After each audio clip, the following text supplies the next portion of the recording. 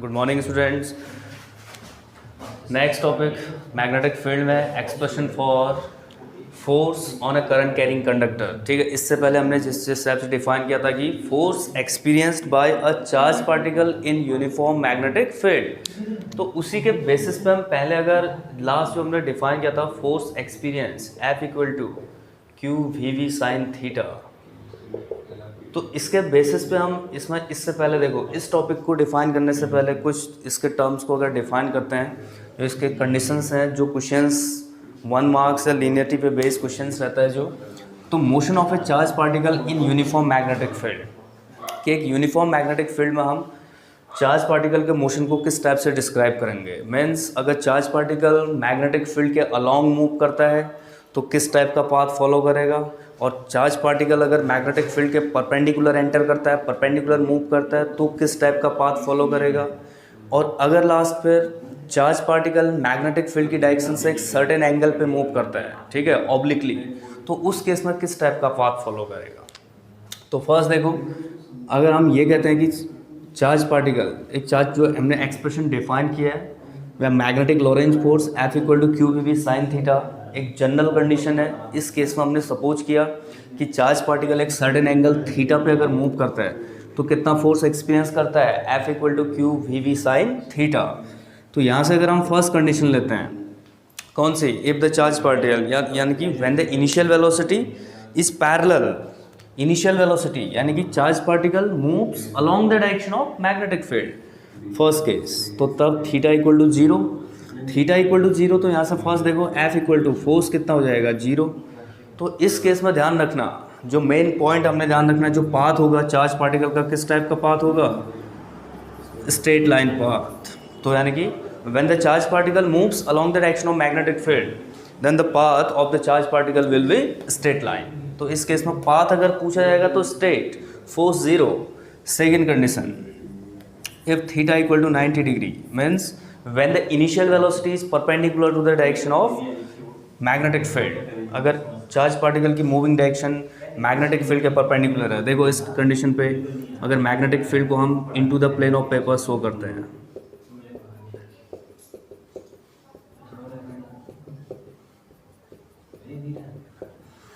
तो सपोज अगर charge particle magnetic field के परपेंडिकुलर मूव करता है, तो इस केस में charge particle magnetic force experience करेगा, और इसके जो डायरेक्शन है ये है करंट कैरिंग करंट एलिमेंट, तो ये है magnetic field into the plane of paper.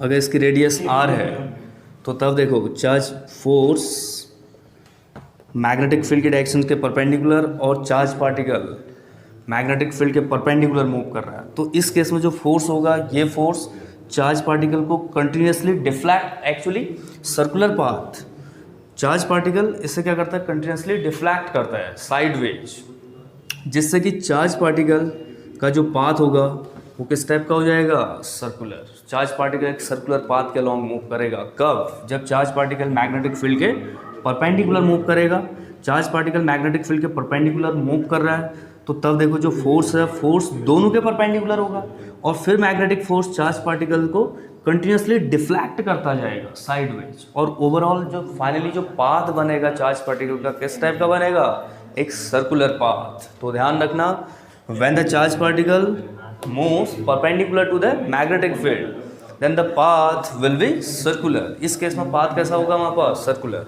अब पाथ सर्कुलर होगा तो सर्कुलर पाथ को कंप्लीट करने के लिए मैग्नेटिक फील्ड एक फोर्स प्रोवाइड करेगा, कौन सा, सेंटीपिटल फोर्स। तो इस केस में देखो centripetal force mv² equal to कितना होगा हमारे पास, QVB। अगर एंगल 90 है तो QVB साइन थीटा में कितना होगा, QVB। तो तब देखो यहाँ से अगर हम फाइंड करते हैं रेडियस, तो r equal to m into v upon q into B. तो इसी कंडीशन से इस फॉर्मूले को भी ध्यान रखना, radius of circular path, uniform magnetic field में जो सर्कुलर पाथ फॉलो करेगा उसकी रेडियस r इक्वल टू कितने मिलेगी हमें, m into v upon q B. And time period, इसी से अगर हम फाइंड करते हैं टाइम पीरियड, तो time period T equal to कितना होगा 2πr/v। Circumference time period T equal to 2πr/v। तो आर अगर फाइंड करते हैं 2πr/v into m into v upon q into B, तो तब देखो time period 2πm/q into B. Time period t equal to 2πm/q और फ्रीक्वेंसी फाइंड करते हो f इक्वल टू 1/t, यानी कि फ्रीक्वेंसी कितनी हो जाएगी q into B upon 2πm। Frequency time period, frequency और टाइम पीरियड में देखो कहीं भी तुम्हें ये चेक होगा कि मीन्स चार्ज पार्टिकल का टाइम पीरियड और फ्रीक्वेंसी चार्ज पार्टिकल की स्पीड पे डिपेंड नहीं कर रही है, ठीक है। यानी कि frequency of charge particle at time period of charge particle is independent on its speed. तो ध्यान रखना सर्कुलर पाथ अगर चार्ज पार्टिकल सेम स्पीड से ट्रेवल करते हैं तो दोनों के लिए जो सर्कुलर पाथ होगा वो सेम होगा, या क्लोजर पाथ तो स्पीड ग्रेटर होगी, पाथ कांस्टेंट इस टाइप से ये कंडीशंस बनेगी, ठीक है। और इसी को हम फिर इसी फ्रीक्वेंसी को साइक्लोट्रॉन फ्रीक्वेंसी से भी डिफाइन करें। साइक्लोट्रॉन फ्रीक्वेंसी हमारे पास यही होती है f equal to qv/2πm। Okay, last point से रिलेटेड क्या, अगर अब charge particle suppose magnetic field की डायरेक्शन से एक सर्टेन एंगल पे मूव करती है तो f इक्वल टू कौन सा होगा qvb sin थीटा। इस कंडीशन पे अगर एक सर्टेन एंगल है तो दो कंपोनेंट बनेंगे हमारे पास, एक परपेंडिकुलर और एक हॉरिजॉन्टल कंपोनेंट। हॉरिजॉन्टल कंपोनेंट के अकॉर्डिंग हम डिफाइन करेंगे इसकी पिच, और परपेंडिकुलर कंपोनेंट के अकॉर्डिंग हम डिफाइन करेंगे जो सेंट्रीपिटल फोर्स प्रोवाइड होगा, जिसके अकॉर्डिंग पाथ की टेंडेंसी क्या होगी सर्कुलर, और हॉरिजॉन्टल कंपोनेंट के अकॉर्डिंग पाथ की टेंडेंसी क्या होगी स्ट्रेट। तो सर्कुलर और स्ट्रेट पाथ की टेंडेंसी के अकॉर्डिंग जो चार्ज पार्टिकल का रिजल्टेंट पाथ बनेगा इस केस में हमारे पास कैसा बनेगा हेलिकल, ठीक है। तो 3 पॉइंट ध्यान रखना, अगर charge particle uniform magnetic field में मूव कर रहा है तो इस फोर्स के थ्रू अगर मैग्नेटिक फील्ड के लॉन्ग मूव करेगा तो कोई फोर्स एक्सपीरियंस नहीं करेगा, पाथ कैसा होगा स्ट्रेट। परपेंडिकुलर मूव करता है तो चार्ज रिजल्टेंट पाथ कैसा बनेगा सर्कुलर, और इसमें सर्कुलर पाथ की रेडियस, टाइम पीरियड और फ्रीक्वेंसी। लास्ट एक आर्बिट्री एंगल पे अगर मूव करता है, ठीक है, मैग्नेटिक फील्ड की डायरेक्शन से, तो आर्बिट्री एंगल की कंडीशन पे टोटल जो इसका रिजल्टेंट पाथ होगा किस टाइप से बनेगा हेलिकल, ठीक है, हेलिकल शेप, राइट। तो हेलिकल शेप को अगर डिफाइन करेंगे तो इसमें किस किस के कारण, एक तो स्ट्रेट कंपोनेंट और एक स्ट्रेट मीन्स हॉरिजॉन्टल कंपोनेंट, और दूसरा कौन सा आएगा परपेंडिकुलर कंपोनेंट। तो परपेंडिकुलर कंपोनेंट और उनके कारण हम डिफाइन कर चुके हैं। अब देखो इसी से रिलेटेड जब हम एक चार्ज पार्टिकल के लिए, चार्ज पार्टिकल ने यूनिफॉर्म मैग्नेटिक फील्ड में कितना फोर्स एक्सपीरियंस किया इस चीज़ को डिफाइन कर चुके हैं qvb sin थीटा। तो इस फॉर्मूले की हेल्प से हम नेक्स्ट टॉपिक डिफाइन करेंगे expression for force on a current carrying conductor. तो एक यूनिफॉर्म मैग्नेटिक फील्ड में अगर चार्ज पार्टिकल पे फोर्स कितना है qvb sin थीटा, तो तब देखो कंडक्टर, इस कंडक्टर में इलेक्ट्रॉन्स के लिए हम डिफाइन करेंगे तो every electron, each electron, conductor को जो जिनकी हेल्प से पूरा कंडक्टर की लेंथ को हम डिफाइन करेंगे। तो मीन्स कि कंडक्टर के लिए भी एक यूनिफॉर्म मैग्नेटिक फील्ड में फोर्स का एक्सप्रेशन फाइंड करते हैं। तो देखो इसमें इस केस में अगर मैं सपोज करता हूँ कि suppose PQ is a conductor of length L having uniform cross sectional area A and carrying current I या current element I L vector in positive direction of y axis, ठीक है। y axis अगर इस type से suppose किया positive direction पे, और magnetic field की डायरेक्शन z एक्सिस के पॉजिटिव या एक्स में क्या लूँगा। तो तब देखो इस केस में अगर यूनिफॉर्म कंडक्टर को हम कनेक्ट करते हैं तो ईच इलेक्ट्रॉन मैग्नेटिक फील्ड में है तो इलेक्ट्रिक फील्ड भी एडजस्ट होगा। तो ईच इलेक्ट्रॉन एक सर्टेन फोर्स एक्सपीरियंस करेगा, जैसे हम ये कह सकते हैं कि चार्ज पार्टिकल के लिए डिफाइन किया तो इस केस में इलेक्ट्रॉन के लिए हम क्या कह सकते हैं magnetic Lorentz force experience by each electron. तो F इक्वल टू कितना हो जाएगा qvb sin थीटा होता है, तो इस केस में -e into we D cross B, इस टाइप से हम डिफाइन कर सकते हैं, यानी कि magnetic Lorentz force experience by each electron F equal to q v v. तो यहाँ पे हम इलेक्ट्रॉन के लिए क्या क्या डिफाइन कर सकते हैं, E, और अपोजिट डायरेक्शन के लिए माइनस ई इंटू वी वी या वी वी साइन थीटा, या सीधे हम क्या क्या कर सकते हैं यहाँ पे v v into B. Okay, sine theta भी ले सकते हैं या इस टाइप से डिफाइन कर सकते हैं।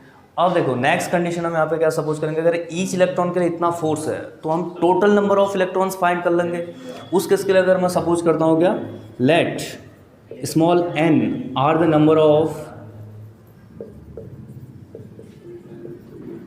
Number of electrons in per unit volume, तो then total number of electron capital N equal to कितना हो जाएगा, N इंटू ए इंटू एल। अगर N are the number of electrons per unit volume है तो capital N total number of electron कितना आएगा, N into L. Now magnetic force experience by total electron, तो इसके लिए अगर हम फाइंड करेंगे तो F इक्वल टू कितना हो जाएगा, F इंटू N इंटू ए इंटू एल।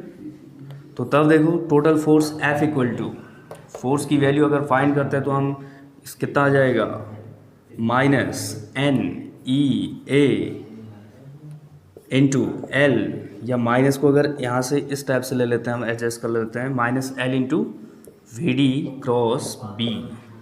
तो टोटल फोर्स देखो, ईच इलेक्ट्रॉन अगर फोर्स कितना एक्सपीरियंस कर रहा है, F equal to minus E into V B into B, तो total number of electrons find करने के बाद total force, total magnetic Lorentz force, total electron कितना है, एक इलेक्ट्रॉन के फोर्स से मल्टीप्लाई कर देंगे। फिर देखो वैल्यू पुट करने का अगर हम इसको एडजस्ट करते हैं तो एन ई ए into minus L V D cross B.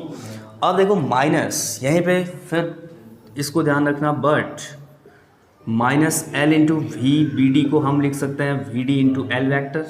क्यों, आई एल वैक्टर अगर करंट एलिमेंट को रिप्रेजेंट करता है तो V D drift velocity, length और इसको जस्ट दोनों क्या होंगे, अपोजिट। अगर हम डायरेक्शंस को चेंज करते हैं तो minus L into we D को अगर हमने पॉजिटिव करना है तो V D into L vector लिख सकते हैं। तो देन देखो magnetic force F equal to कितना आ जाएगा हमारे पास, N E A into we D into L vector cross B vector. अब देखो N E A V D means क्या होता है हमारे पास, F equal to I L vector cross B vector, ये आ गया। तो एक कंडक्टर एल लेंथ का कंडक्टर कितना फोर्स एक्सपीरियंस करेगा in vector form, F vector equal to I into L vector cross B vector. Magnetic force की जो डायरेक्शन होगी Fleming's left hand thumb rule के अकॉर्डिंग, बी वैक्टर और L vector दोनों के क्या होगी, परपेंडिकुलर, यानी कि perpendicular to the plane containing L vector and B vector. या देखो इसका मैग्नीट्यूड अगर डिफाइन करते हैं तो जस्ट जो मैग्नीट्यूड होगा एफ इक्वल टू, इसको मैं कन्वर्ट करोगे तो यही क्या आ जाएगा, पहले F vector equal to I B L sine theta into n cap, direction को डिफाइन करने के लिए एन कैप का यूज करोगे, और मैग्नीट्यूड एफ इक्वल टू क्या लिख सकते हैं, आई बी एल साइन थीटा। तो इसकी हेल्प से ध्यान रखना, कंडक्टर के लिए हमारे पास अगर एक कंडक्टर की लेंथ एल है तो कितना फोर्स एक्सपीरियंस करेगा, I B L sine theta. Okay, जिस टाइप से हमने एक चार्ज पार्टिकल की हेल्प से कंडक्टर के लिए फॉर्मूला डिफाइन किया, सेम अब इस एक्सप्रेशन को हम यूज करेंगे force between two parallel state conductors के लिए। तो उससे पहले इस फॉर्मूले को ध्यान रखना, इतना फोर्स एक्सपीरियंस होगा। Okay, thank you.